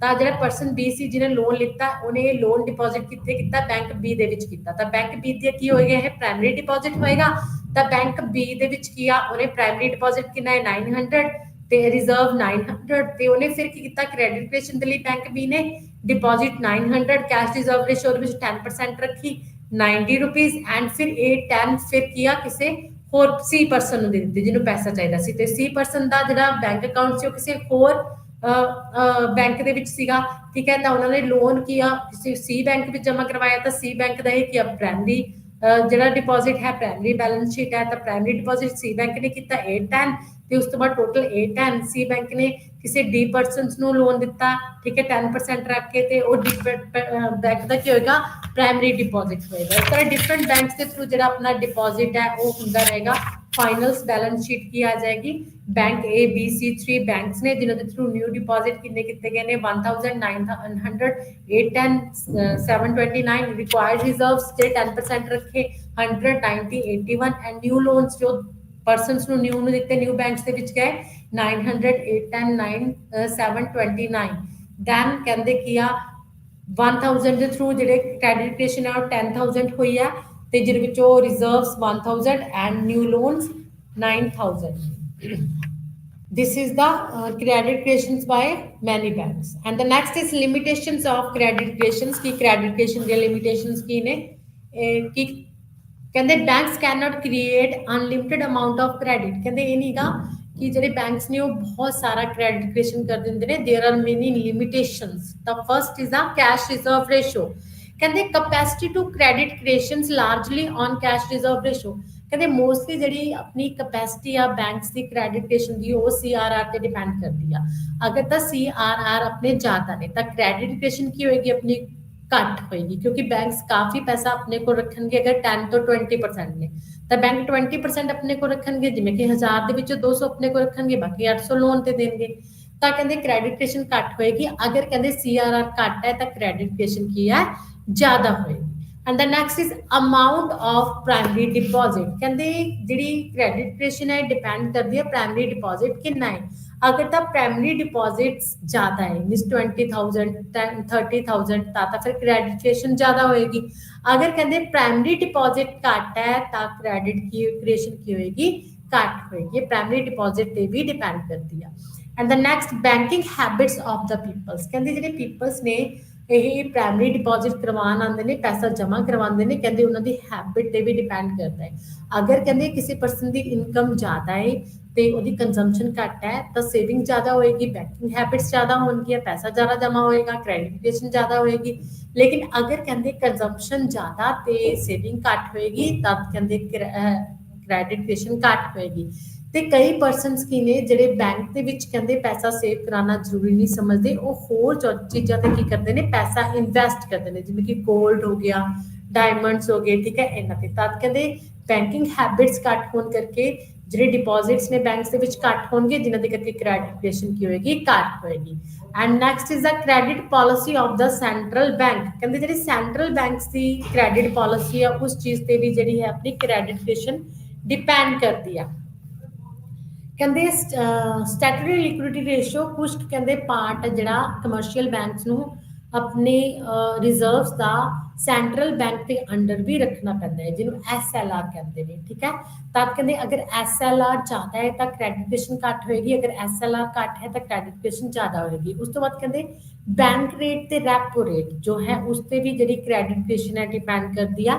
policies of other banks, ਕਹਿੰਦੇ ਅਦਰ ਬੈਂਕਸ ਨੇ ਜਿਹੜੇ ਉਹ ਕੀ ਪੋਲਿਸੀਜ਼ ਫੋਲੋ ਕਰ ਰਹੇ ਨੇ, ਉਸ ਚੀਜ਼ਾਂ ਤੇ ਵੀ ਜਿਹੜੀ ਆਪਣੀ ਕ੍ਰੈਡਿਟ ਕ੍ਰੀਏਸ਼ਨ ਹੈ ਡਿਪੈਂਡ ਕਰ ਰਹੀ ਹੈ ਕਿ ਜ਼ਿਆਦਾ ਆਪਾਂ ਨੇ ਵਨ ਬੈਂਕ ਜੇ ਐਕਸਪੈਂਡ ਜ਼ਿਆਦਾ ਕਰੇਗਾ, ਕ੍ਰੈਡਿਟੇਸ਼ਨ ਜ਼ਿਆਦਾ ਕਰੇਗਾ ਤਾਂ ਦੂਸਰੇ ਬੈਂਕਸ ਦੇ ਥਰੂ ਵੀ ਕ੍ਰੈਡਿਟੇਸ਼ਨ ਜ਼ਿਆਦਾ ਹੋਏਗੀ। ਅਗਰ ਇੱਕ ਬੈਂਕ ਕ੍ਰੈਡਿਟੇਸ਼ਨ ਘੱਟ ਕਰੇਗਾ ਤਾਂ ਦੂਸਰੇ ਬੈਂਕ ਵੀ ਕ੍ਰੈਡਿਟੇਸ਼ਨ ਘੱਟ ਕਰਨਗੇ। ਲੀਕੇਜ ਇਨ ਸਰਕੂਲੇਸ਼ਨ ਦੇ ਵਿੱਚ ਕੀ ਆ, ਕਹਿੰਦੇ process of credit creation also depend on leakage of credit. If at any stage of credit creation, any receipts or check get to encashed or spent, it gets to deposit anywhere else in the banking system। ਕਹਿੰਦੇ ਅਗਰ ਜਿਹੜਾ ਆਪਾਂ check ਦਿੰਨੇ ਕਿਸੇ persons ਨੂੰ, ਉਹ ਕਹਿੰਦੇ cash ਨਹੀਂ ਹੁੰਦਾ ਹੈ, ਉਹ ਨਹੀਂ ਚੱਲਦਾ ਹੈ, ਤਾਂ ਉਦੋਂ ਵੀ ਪ੍ਰੋਬਲਮ ਆਉਂਦੀ ਆ। ਨੇਚਰ ਆਫ ਸਿਕਿਉਰਿਟੀਜ਼ ਐਂਡ ਔਰ ਅਵੇਲੇਬਿਲਿਟੀ ਆਫ ਗੁਡਸ ਬੋਰਡਰਸ, ਕਹਿੰਦੇ power of banks to create credit also depends upon the nature of securities। If the borrowers are trustworthy or they offer good security against loans, then the banks will create more credit, otherwise bank will create less credit। ਅੱਗੇ ਹੈਗਾ commercial and industrial conditions, ਕਹਿੰਦੇ depression ਜਿਹੜੇ commercial ਤੇ industrial conditions ਨੇ ਉਹਨਾਂ ਤੇ ਵੀ ਕ੍ਰੈਡਿਟੇਸ਼ਨ depend ਕਰਦਾ ਹੈ। ਮਤਲਬ ਜਿਹੜਾ ਹੈ ਡਿਪਰੈਸ਼ਨ ਐਂਡ ਜਿਹੜਾ ਹੈ ਇਨਫਲੇਸ਼ਨ ਉਸ ਦੇ ਟਾਈਮ, ਜਿਵੇਂ ਕਿ ਡਿਪਰੈਸ਼ਨ ਦੇ time demand for loans on the part of industrial scheme ਦੀਆਂ ਘੱਟ ਹੁੰਦੀ ਆ, ਤਾਂ ਉਸ ਟਾਈਮ ਕ੍ਰੈਡਿਟੇਸ਼ਨ ਘੱਟ ਹੋਏਗੀ। ਤੇ ਇਨਫਲੇਸ਼ਨ ਦੇ ਟਾਈਮ ਜਿਹੜੀ ਡਿਮਾਂਡ ਹੈ ਲੋਨ ਦੀ ਉਹ ਜ਼ਿਆਦਾ ਹੁੰਦੀ ਹੈ, ਤਾਂ ਕ੍ਰੈਡਿਟੇਸ਼ਨ ਕੀ ਹੋਏਗਾ, ਜ਼ਿਆਦਾ ਹੋਏਗਾ।